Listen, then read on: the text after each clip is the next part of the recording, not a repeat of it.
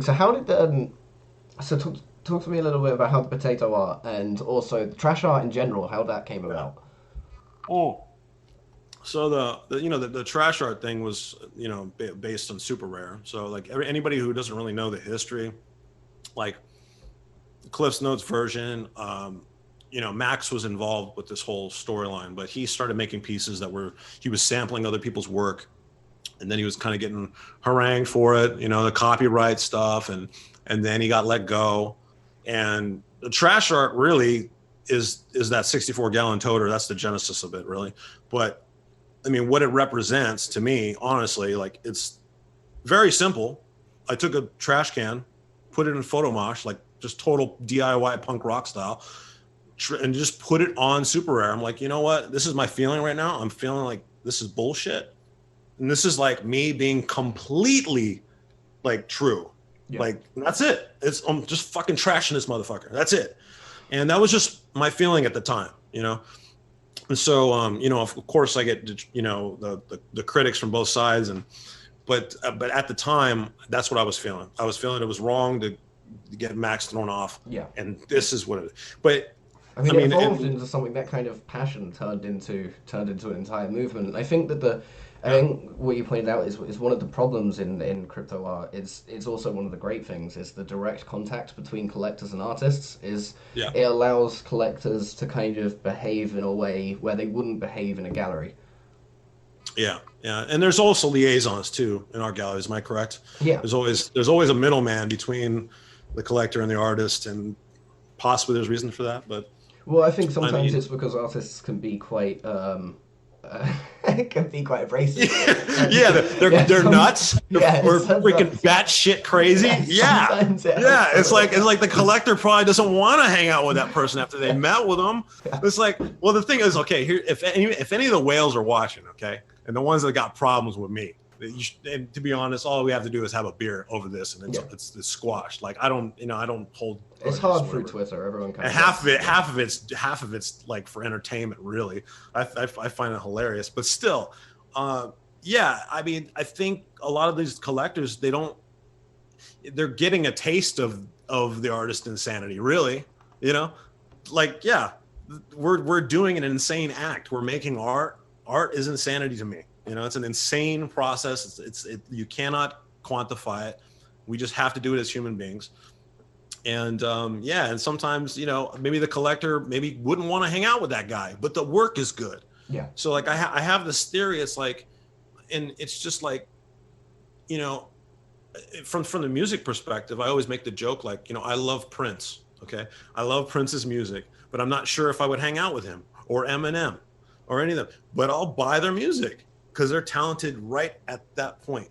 That when they release their work, they're showing love at that point in time. Like whenever someone makes artwork, they change their whole being and they become love incarnate, and they make that piece, and that's what it is. And so it's like weird. It's like you're gonna base like that artwork on the entire like life of that person that's totally fucked up, or that's gonna be, who knows what they're gonna do in the future, like but the work will stand. And if it's a really good piece, it'll stand for hundreds of years, right? But the thing is like they're living in real time. So it's like you're dealing with the artist right now. yeah. Like who knows what in crypto or what the big piece is going to be? Who knows? Everybody wants to know. But yeah, they're getting kind of like real time, like, oh, we gotta, these people are kind of a little off kilter or whatever, this. And for me, I kind of just laugh about it because I'm like, yeah, like there it is. So yeah, I mean that's my thoughts on it. And I just for the whales that get like really kind of piffed, it's like, I mean, just look at the work. Just look at the work, and if you like the work, get it. Yeah. Don't try to base like the artist itself, because you might not even meet them. I mean, they're halfway across the world. You may never even see them, but and you might not know what happens later. So that's the way I kind of look at it. And then same with, I mean, I collect as well. I don't care what happened to the artist, or what they did, or like Robert Downey Jr. went to jail, Yeah. and then he came out and he became Iron Man. Like, life works is what I'm saying, and people change or doing it. So, so that's really like the way I look at this whole like collector, artist situation. And yeah, I think that's pretty much, Pretty much yeah, I sums it think that's up. my thoughts So on yeah, that. where do you think crypto art is going? So where do you think kind of the next steps are going? And maybe it's good to kind of trace back because you mentioned rare art labs because they were. I mean, correct me if I'm wrong, but I'm pretty sure they were kind of the first crypto art platform. They weren't working on ERC 721. They did it with like Yeah. some weird ERC 20 sort of setup. Did you find were Yeah. they the first platform you were on after Rare Base? Yeah. They were the first one, that were using like the Ethereum. All right. Yeah. I think, yeah, the Ethereum blockchain. I always forget what it's weird. The rare art site is kind of, it's set up kind of weird. Yeah. You can pay with credit cards and stuff and like that. But yeah, that was the first one I got onto. I put a couple pieces on there. I think I got about 5 pieces, still unclaimed. Yeah. But yeah, I did that, and it was the first try. I mean, I'm not sure. I mean, do you know what's going on with Rare Art, the team, or I don't if know they're that their still? site's still up, but I don't know if it was, it was very much it seemed like a very kind of rush. I think it was even pre-CryptoKitties, the RC721, so they're Yeah. kind of stuck in their own ecosystem. And I think they're still going. I mean, the problem with them is there's no way of seeing, what their sale data is. I mean, I'm guilty of that Yeah. too at BAE, but it makes it difficult to know exactly what's going on. Yeah, Hmm. yeah, and I mean their setup was cool. I mean it's funny if you still go there. There's tons of great artists on there, that just left stuff. I think there's some guy did a Kanye piece. I'm probably giving out some collector tips right Yeah. now. But there's a guy who did like that one Kanye video where he's got the box, Yeah. like someone did an art piece on that. I thought it was pretty neat. And there's still some good art on there actually to be picked up. But yeah, after that, Known Origin sprouted out and Super Yeah. Rare sprouted out, and everybody was kind of figuring what was going on. And yeah, I joined Known Origin first, then Super Rare, and yeah, and then from that point on, I mean, I started buying artwork just because I thought some of these artists were just amazing. Yeah. I was buying Miss Al, Gary Cartledge, I bought Coldy, um, just plenty of other ones, of course Max, and just kind of started sprouting from there. And I kind of just call them like the origin family, It's like the origin family of like the crypto art when it like really kind of coalesced. Yeah. Um, And then we so met yeah, in, I mean, we kind of, when the BAE was still in kind of super beta mode, we met in what, early 2019, is that right? Mhm. And then I think, actually, I've got a couple of the original works that you put on here. These are some of your yeah, very yeah, yeah. high-priced ones coming up beside us Oh now. yeah, I Yeah, know. yeah, Yeah, that was me coming in right after the yeah. yeah. The But $50,000 mark. So if anyone wants to yeah, pick some of and those up, it's you've got some very early Robinsons for, yeah. yeah, yeah, definitely. And then we started doing the Cryptovoxels thing and all that. And And what, but yeah, what do you think about the metaverse? That's actually that's a good kind of tangent. Is do you think that it's going to be Cryptovoxels is going to be the main kind of place, or do you see it moving along, or kind of what do you think of that space? yeah, I keep saying Cryptovoxels, and because it's easy to jump in. I mean, it's like every plot is a website. Really, it's just a metaverse site. Um, and I mean, it references Minecraft, so it's got like a kind of a lineage of successful projects and stuff. But it's weird because like I'm battling between Decentraland and Cryptovoxels right now.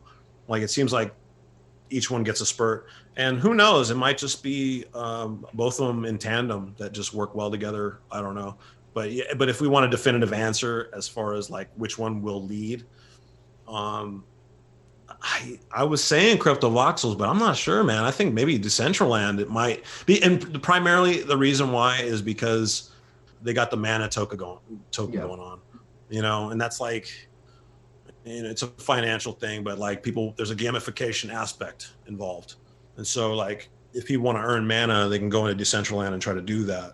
So there's there's that thing going on, and it seems like now people are starting to kind of get that. But as far as like, I don't know. I think I'm leaning more to Decentraland actually, really. just I very slightly though. I think it's quite Yeah, cool the fact that in there theoretically you could grind your way to like a house. I mean, I think every time you log in you can earn like 10 mana.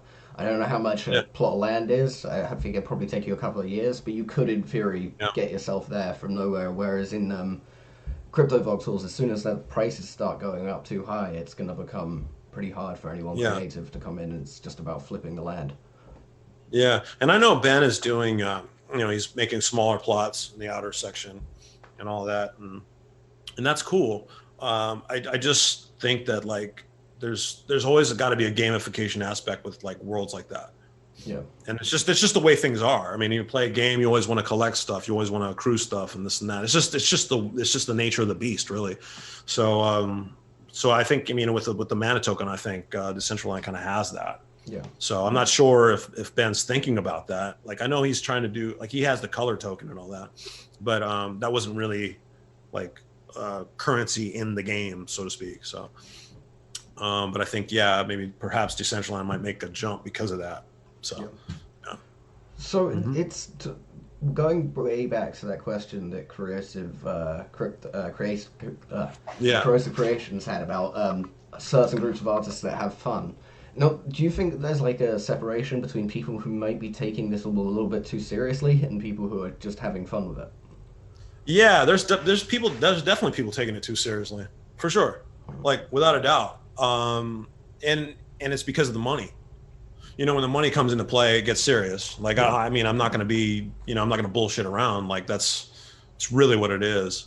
But like for me, it's like just kind of like laughing at the chaos. Like, that's just Because how we I were work. so, as a community, if anyone remembers before the Yeah, people started making money, everyone was friends, everyone it was all kumbaya constantly, and yeah, then suddenly money started coming in and everyone was just instantly at each other's throats. yeah, Yeah. yeah. I mean, and it's funny because I mean, it sucks. It's lame. It really shouldn't have to be like that. But it's like, the thing about the whales is like they're coming from financial territory. I've heard some whales on some talks, and the only thing they talk about is like finance. Like they don't talk about the art. Yeah. Like I heard one who was just completely just zeros and ones. So that just told me right away that it's not that they just want to buy art to flip it, and that's okay. I have no problems with that, but don't lie about it. Yeah. Don't lie like you really want